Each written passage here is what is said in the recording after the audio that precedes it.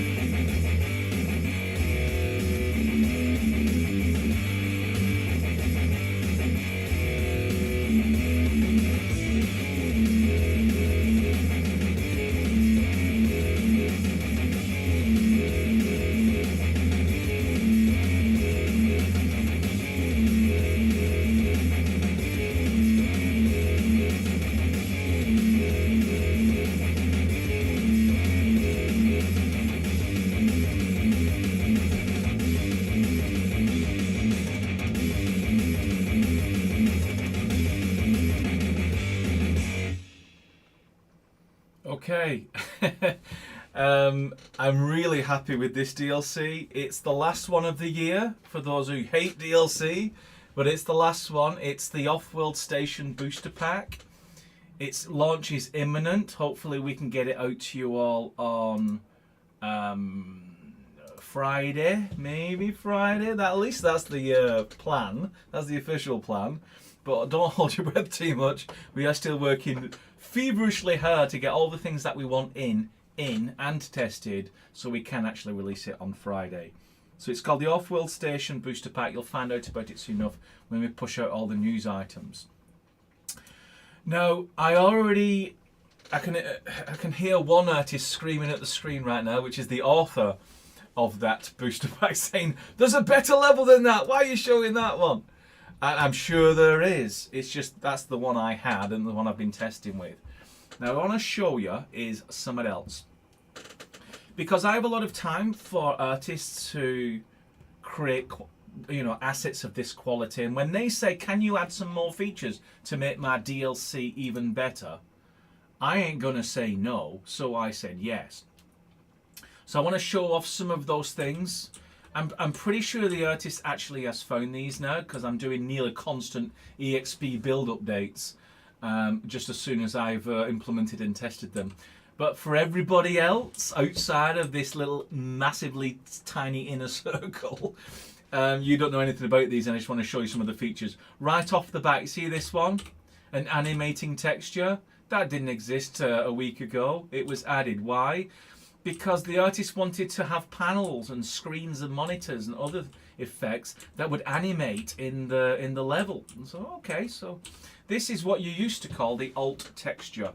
But I thought, alt texture's pretty old. So how about this for a feature? You can give an object any texture you want, as many textures as you want, and then on top of that, you get to control what the UVs do. You can scroll the UVs. You can use a texture atlas to align lots of animation frames in a single texture and have it animate and change the speed of that animation. And so that's what you're looking at here. This is basically a 4x4 texture atlas being asked to animate on that particular object. This guy, let me just get rid of the growl, because he just kept saying, you know, one of the preset voiceovers, having tested GameGuru Max for a year and a bit, gets a bit annoying. So I just put in my own voice, but I got grrr. But what I wanted to show with this one, if I push at him like that and walk towards him, remember before when you pushed against a character, it would jiggle backwards and forwards jerkily? Well, now it actually uses some sort of soft push and soft push in and out. And now it can do the walk wobble up and down, but it doesn't bounce backwards and forwards. It's much smoother, which is good for things like pushing against characters, also good against pushing against force fields and other things like that. So I just want to show that. It's a little thing, but it's about smoothing out the experience for the player.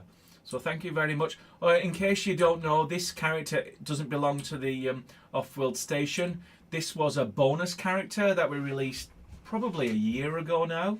Really nice character. So anyone who's joined GameGuru Max long time ago probably have this. Hiding in their collection, now he actually has somewhere to patrol in this science fiction looking scene. Another thing I'll show you is, you see the flickering panel? Similar to what I showed you back there, I overtook a quad, put a texture on it, made an animation. But watch what happens when I open this door.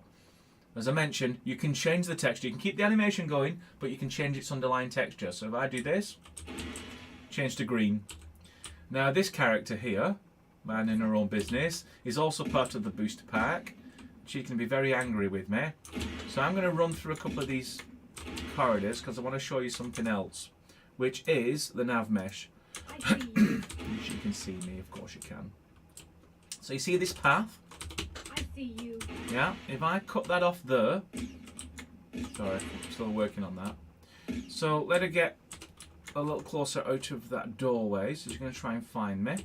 I see you. Right, so I'm going to run, and she's going to follow me all the way down. You see that red line? There it is. And I close this door while she's not quite there yet. So there's the red line. She's gone back to her starting position. Right, follow me. The thing I wanted to show you is that when you close the door, so she got to the top, she can't get any further, it basically cuts off the path. There's a couple of things. One of the things that if you've designed your doors in a certain way, those little green lines, this is just debugging information in case you don't wonder why the floor's already gone yellow and there's green lines and stuff. It's just a way in which coders can actually see what's going on in terms of the data. So you've got this red line. This red line is currently her path. But if I close that off, dink, it kills the path. Before, characters would just run through the door, and also doors didn't always redefine the nav mesh. So even though you could close a door, it would either not block it or not open a conduit so a character can walk through. It's little things like that, but they mean such a difference. What it means now is that this Offworld Station booster pack can have very complicated layouts, interior layouts, place characters all throughout the base, and then they won't be able to run through doors. Or if the door is open, they'll be able to pursue you and run through and do combat. And those are just the ones that kind of tie into the DLC, but there is a lot more. fixes that supported this new booster pack and all the little bits and pieces along the way. But yeah, I just got rid of the debug so you can just see it in all its glory. These are just a couple of the things. I'm sure, in fact, I've already been told there's a much better level, but this gives you a little bit of a glimpse as to some of the cool stuff you'd expect. That's a particle effect, but as I mentioned, we've got a texture atlas technique now, so maybe that could be a cylinder, and you could scroll on the v-axis of the texture UV coordinates. If you want like some fluid that bubbles upwards, you can now do tricks like that, and I've been informed there are a couple of extra assets on the way that even I haven't seen.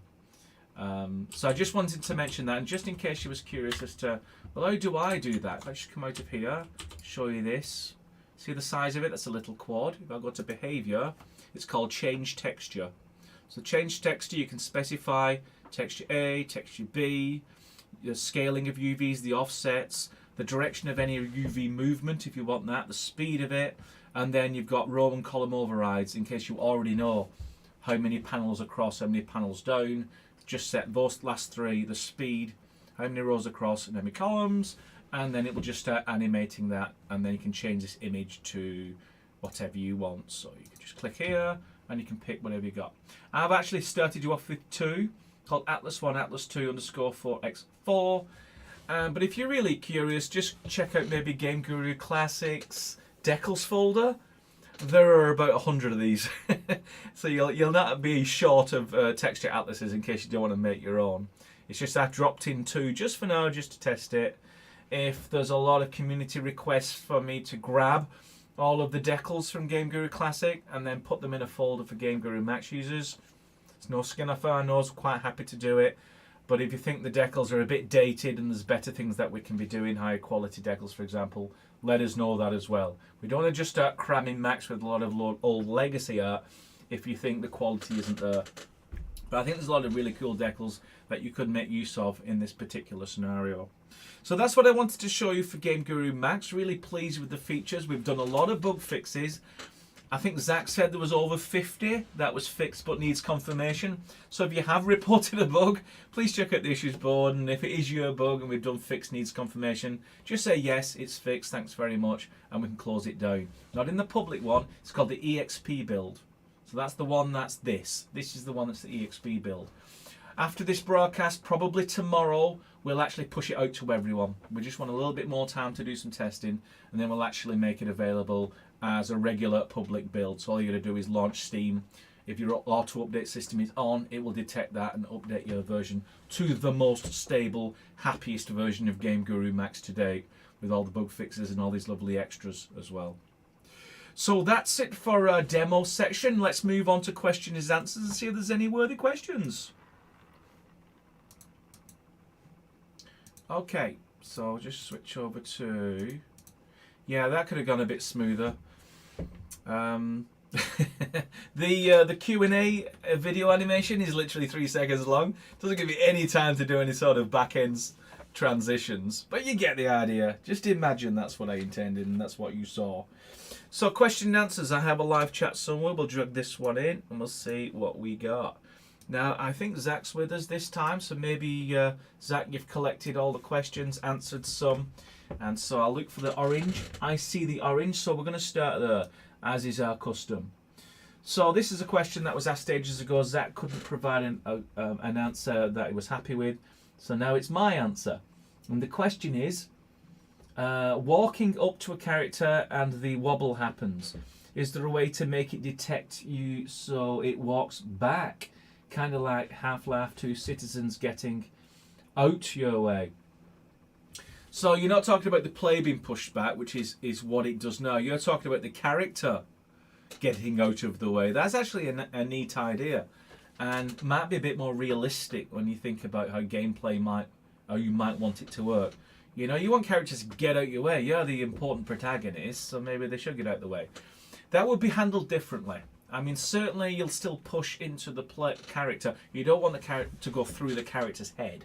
So the player has to be resisting that sort of penetration. However, yeah, there should be a way in which characters can detect that invasion of personal space and then step back a little bit. I can see all that happening right now with existing commands and the scripting system. That's not in right now, but it's not a million miles from being possible. But it isn't in right now. But good suggestion. I'm pretty sure that doesn't exist on the issues board, but maybe post it there so the idea doesn't get lost. Here's another question. Will the AI be improved so they can open closed doors and have the option to do other stuff like taking cover if available rather than just standing there shooting? Yeah, good point. You know, a lot of AI, the good AI, absolutely relies on an excellent nav mesh, and we have that now. We have great nav mesh and we have great pathfinding.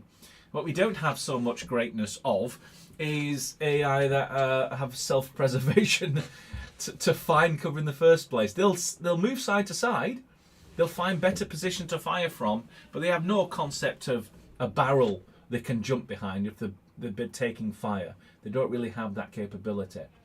The idea that characters can open and close doors, I think that's more essential, isn't it? I mean, figuring out the best way to do cover, that's a big subject. But a character that walks up to a door, it's their space station. Surely they can open their own doors. That shouldn't be too difficult at all. It's not implemented right now, so perhaps that's either a tick box on the character or a tick box on the door. So the door would say, characters can open me. Or the character would have, I can open any player the door can open. The player can open. That feature doesn't exist. See previous answer. I don't think it's on the issues board. Is a worthy addition as a feature request. Another question, snuck in by Fearless Sweet. New sci-fi weapons was mentioned. Coming sometime in the future, will we get better weapons, particles, poofs of blood, lasers, tracers, etc.? Yeah, when you're running around a space station, and we do have the characters, which was a relief, but you're right, there's no weapons that fit this genre now. The closest we got was the patrol rifle, because it kind of looks like a single shot pulse rifle, but then the flames to come out of it destroys the illusion, and we're still using decals. There has been talk in the third-party artist community of a big set of modern weapons, and I can also reveal, although I can't show you anything, Marta Bloss has been doing some rather nifty semi-futuristic stuff that might fit into this genre, but far too early to mention anymore. These are just things that some artists are thinking about. I've seen some early concept work, really excited about it. And it's the second part of the question. I know exactly what you're talking about. A decal's fine, but as soon as we go VR, it's going to look ridiculous. It'll look like a rectangle, like a piece of paper stuck at the end of your gun. So we need real particles for that muzzle flash, for the smoke from the character, from the impact of the bullet on a wall, the initial material explosion, and then the debris that comes off it. And then, of course, the tracers that connect those 2 points together. All of that needs to happen. Those features aren't in at the moment, but yeah, it's going to become increasingly apparent that those things are missing as everything else gets added into the collection of assets of a certain quality that we've got right now. So I can't promise anything, but I'm also looking for those sorts of things. I'm just looking for the third-party community to help there. Okay, another question. This is from Maverick1981. Question, we have a guide for getting melee weapons into GameGuru Max. Will there be a guide for getting custom guns, bows, grenades into Max? There will eventually. Guns and bows, projectile, and grenades are a sort of projectile. So yeah, just to clarify that, we do have a guide that lets you do melee weapons. In fact, one of the artists used exactly that and did a great job without any help from me to make all the melee stuff. Projectiles and guns that need animating, a little bit more complicated because there's a lot of moving parts there. It's not a start from scratch situation, it's just that there's more work to be done. I think we're pretty happy with the melee sides, a few little tweaks that we want to do, but I think once those are out the way, we're pretty satisfied that you can pick up the template and any artist can start knocking out melee weapons. Then yes, the next thing, and we kind of have some art already that we need to do this next bit of work, which to have animating things you hold in your hand with a new weapon system. So just keep an eye out for that, and yes, we will be expanding the guide, so once it's done once, you just have to follow the guide and you won't need our help anymore. You just follow the guide and create your animating gun weapons in GameGuru Max. Here's a question from Tom. I have a laptop with a 4K monitor. Cool. When I load GameGuru Max, the UI is tiny. Is there a workaround? There is. I'll just show you where it is. There's 3 sections: General, Advanced and Developer. One of these, I don't use it often, because once you set it up, you kind of leave it alone. Is the one there it is. Enable DPI awareness. If it's ticked, untick it. If it's not ticked, tick it.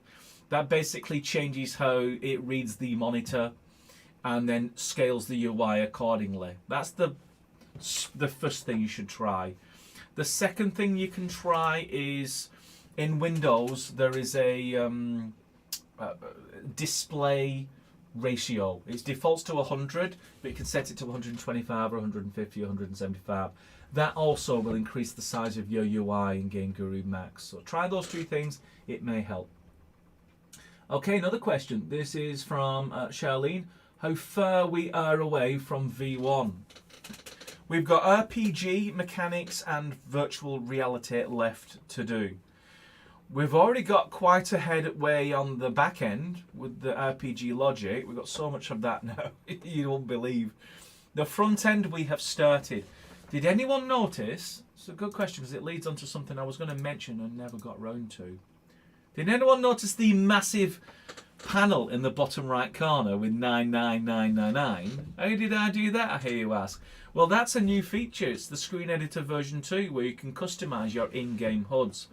That very same system is the system that's going to allow everyone to create their own role-playing game screens, inventories, shop stores, crafting, etc., etc., player progression screens, tech trees, you name it. Rather than hard-code this stuff, we're doing it this way. We're going to give you 2 controls. We're going to give you the front end so you can lay out the screen and access to the back end where you can control the logic. And that way you'll be able to do pretty much any kind of RPG you're thinking of, but we're not having to do it all, which means you're not waiting on us. You can go in and start designing your own screens. So that's the RPG. The VR, as I might have mentioned in previous broadcasts, is kind of already done. The technology has been proven. We have set back to DirectX 11.1 and all our VR code works on that and has a lot of testing under it. And exposing that is the last piece. And then once those pieces are done, that's what we're going to call version 1. As to when, not a clue. Certainly 2023, but I don't expect it to take forever in 2023. Those are the RPG we're already working on, and VR just needs to be activated and tested. So it's not a million miles away, but we don't have an ETA on exactly when that's going to come out. But we also want to get to version 1 so we can say, this is the proposal, read the description of the product. If you like it, this is everything it contains. And then beyond that, then we start listening to the community, taking feedback and figuring out what everybody wants. And those are probably the things that will get done next. Okay, looking for another question. I can see a question mark from Perry, so let's dig through this. I have 2 questions. Will there be subtitle system added? No plans for a subtitle system adding when an NPC is talking. Also, when would VR be implemented into the system? See previous answer, we don't really know yet. The subtitle system, it's a nice idea. We've already got the record your voice and play it back, but there isn't a backup subtitle system. I suppose if you had a... And I'll keep bouncing back to the software, but I always threaten that it's great doing the live questions because I'm also in the software. If I click this guy, you can see he's actually got his recording 1. What if there's a text field underneath where you associate this WAV with some text? It's optional, it will be blank by default, but if you fill it in and then run up to this character, and he went grrr, you can actually tap G dot dot dot, and you actually see that as a subtitle. Really nice feature. Please add it to the issues board, unless it's already there. But yeah, that's not a huge amount of work to add that feature. And I dare say anyone with some scripting skill will already be sending me the Stand and Speak subtitle version. But yeah, you got to kind of be a scripter to be able to add that. I say it's simple, but you kind of have to know lower before anything becomes simple. Here's another question from Extreme Strategy. Well, when will we get futuristic NPCs? I haven't heard any third-party artists talking about creating a big run of futuristic characters for GameGuru Max. I may be wrong, maybe there's stuff going on in the works, conversations in the community that I don't know about. All I know of is the 2 that was in the bonus pack, and we have another Space Marine that was developed ages ago with a couple of textures that were really good. But I can't remember whether we got the rights to use it. I think we didn't quite get the rights, that's why it's never made an appearance. So we do have a couple of space characters, but I know, not as much as you want. You don't just want space soldiers, you want aliens and all the rest of it. But I'm afraid we're going to have to wait for a third-party artist to want to do it, and then we'll work with them to release DLC. TDC won't really be in the business of creating DLCs from scratch. We're going to liaise with third parties and use assets that are being created out there or already exist, test them, make sure the quality is high enough, and then bring them into GameGuru Max. It's just the more expedient way of bringing game content as quickly as possible. And we usually get dragged over the coals when we are doing anything that isn't fixing bugs. So even if we did do a DLC ourselves, we wouldn't be thanked for it. Okay, looking for a question, and the next question mark looks like it's got Lee at the start of it from 3Com. Can we use that texture atlas system with the characters as well? Not really, but do let me know if you've got any ideas how we can blend the two, and I'll show you why. Let's say I want this to be alternating. First thing, it can't be static. It has to be some kind of immobile dynamic, because dynamic objects can be changed. Then you can change the behavior to change texture, and then you give it a aforementioned texture. So you give it that one. And when you run the game, this texture will be applied to that. But you see what I've just had to do? I had to change the behavior of that object. If you change the behavior of this guy from stand and speak, sure, you can change his texture, but then he's going to be as dumb as a brick. It won't actually be doing anything. He'll have no logic whatsoever. So I suppose the next request, I can already hear it, the murmurs. Can we have two behaviors for each object? So we can have one behavior which maybe control what he does, another behavior that maybe control an effect. It's a great idea. But I'm going to wait till someone officially requests it. I don't want to create work for myself. There's plenty to be getting on with already. So I'm checking the clock. We're now 33 minutes in. I try to keep these broadcasts to 30 minutes or more. So for the sake of fairness, I'm going to find the next two questions from someone who hasn't asked a question before.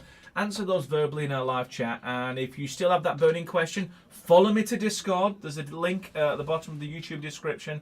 And you can repeat that question and basically say, look, you ignored me in the live chat. Please answer me now and I'll answer you now. I'll even make it more than 10 minutes in Discord if you want your burning question answered. So who hasn't asked a question before? It looks like it's Nightfall X. You haven't asked one, have you? How the dodging in melee combat, question mark. I think I put it on feature request. How the dodging in melee combat. Yeah, I think there is actually a tick box for it, isn't there? So if I select this guy, go into character attack, you've got follow a path, standing guard, random flank. That's one of the things you can have. And wide flank. So that lets you strafe side by side by side. But I think you mentioned melee attack, which we've got run away, instant kill ability, and some other things. So yeah, the melee attack is a less sophisticated behavior than the character attack. Simply because the character attack was one of the first behaviors we've done. As you can see, it got quite sophisticated. Melee was a newer one, which doesn't have as many capabilities. We're never going to ask the majority of GameGuru users to learn lure and start scripting. We want you to use this super simple, select a number, tick a box, a drop down of different behaviors, and then away you go. So as you can see, there currently isn't a way to toggle on and off Amelia's ability to strafe. I can tell you that the behavior does it automatically. So perhaps in here, in an updated properties section, the ability to switch it off. But if you want to see it in action, check out the Aztec teaser level in the hub.